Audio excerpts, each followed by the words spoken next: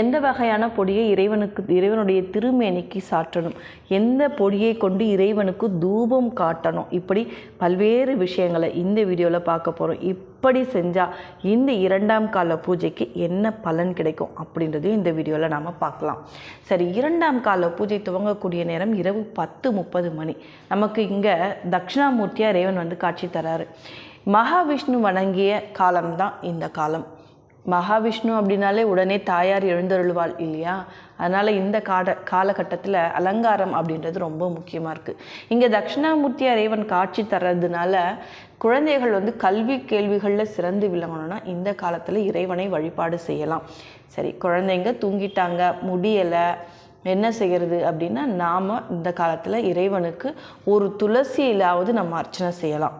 துளசி அப்படின்றது இந்த காலத்தில் ரொம்ப முக்கியமானதாக இருக்குது. சரி, இப்படி நாம் இறைவனை வழிபடணும் அப்படின்னா அதுக்கு முன்னாடி அவருக்கு அபிஷேகம் அப்படின்றத செய்யணும் இல்லையா? இந்த அபிஷேகம் செய்யக்கூடிய பொருட்கள் என்ன அப்படின்னா இளநீர், பஞ்சாமிர்தம். என்ன ரெண்டே பொருள் தான் இதில் சொல்லியிருக்கீங்களே அப்படின்னா, மகாலட்சுமி தாயாருக்கு என்னெல்லாம் பிடிக்குமோ அந்த பொருட்களால் நாம் சிவபெருமானுக்கு இந்த 2ஆம் காலத்தில் பூஜை செய்யலாம், அபிஷேகம் செய்யலாம். மாதுளை முத்துக்கள் இருக்கு இல்லையா, அது கூட எடுத்துக்கோங்க. அதால் அந்த முத்துக்களால் இறைவனுக்கு நாம் அபிஷேகம் செய்தல்றது எவ்வளோ சிறப்பு தெரியுமா?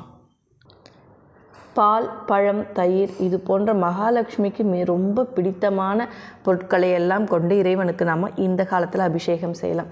இப்படி அபிஷேகம் செஞ்சுட்டு சந்தனம், அதில் ஒரு சிட்டிகை அகில் பொடி சேர்த்து இறைவனுடைய திருமேனிக்கு நாம் சாற்றலாம்.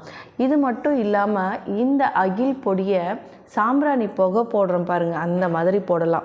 நெருப்பை பற்ற வச்சு சாம்பிராணியை தூவி புகை போடுவோம் இல்லையா, தூபம் காட்டுவோம் இல்லையா, அதே மாதிரி சாம்பிராணிக்கு பதிலாக அகில் பொடியை தூவி நம்ம தூபம் காட்டணும். அகில் பொடி அப்படின்றது உயர்ந்த வாசனை திரவியங்கள்லாம் எங்கே இருக்குதோ அங்கே மகாலட்சுமி வாசம் செய்வாள் அப்படின்னு சொல்லப்படுது. ஆக இந்த அகில் பொடின்றது நீங்கள் அந்த காலத்தில் பார்த்திங்கன்னா மிகப்பெரிய இந்த செல்வந்தர்கள் வீடுகளில் பழங்காலத்தில் நம்ம திருப்பாவையிலே கூட இதை பார்க்கலாம். மாளிகையில் பெண் உறங்கி கொண்டிருக்கும் போது அவளுடைய தாயார் இந்த அகில் பொடி போன்ற உயர்ந்த வகை வாசனை திரவியங்களை கொண்டு புகை போடுவதாக சொல்லப்பட்டிருக்கு. ஆக அந்த மாதிரி இந்த அகில் பொடியை கொண்டு நாம் புகை இந்த 2ஆவது காலத்தில் போடலாம். இப்படி புகை போட்டு அதற்கு அடுத்ததான் நைவேத்தியமாக நம்ம என்ன செய்யணும்னா பால் பாயசம், கற்கண்டு சாதம், பாசி பருப்பு பாயசம், பழங்களில் பலாப்பழம், மாதுளை இது வைக்கலாம். இது எல்லாமும் செய்யணுன்ற அவசியம் கிடையாது. நமக்கு எது முடியுமோ அதை செஞ்சு வைக்கலாம். நான் எதுவுமே செய்ய முடியல, கற்கண்டு இருக்குது வீட்டில் அப்படின்னா 4 கற்கண்டை இறைவனுக்கு முன்னாடி வைத்து அன்போடு அவரை வணங்கி, உள்ளன்போடு அவரை வணங்கினாலே போதும். ஆக நம்ம அர்ச்சனை செய்யணும். என்ன பொருள்? தாமரை மலர், துளசி, வில்வம், இந்த 3 தலை நம்ம இறைவனுக்கு அர்ச்சனை செய்யலாம்.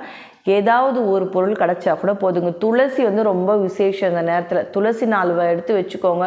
சும்மா ஒரு 4 துளசி சிவனுடைய திருமேனியில் சாற்றினால் போதும். அவருக்கு அதால் அர்ச்சனை செஞ்சால் போதும். இறைவனுடைய திருநாமங்களை சொல்லியோ 108 இல்லை 1008 முறையோ சொல்கிறதோ, இல்லை திருவாசகம் படிக்கிறதோ, சிவபுராணம் படிக்கிறதோ, ஏதாவது ஒன்று இறைவனுடைய திருநாமத்தை நாம் ஒழிச்சிக்கிட்டே இந்த பொருட்களால் நம்ம அர்ச்சனை செய்யலாம். இந்த 2ஆவது காலத்துக்கான வழிபாட்டு முறை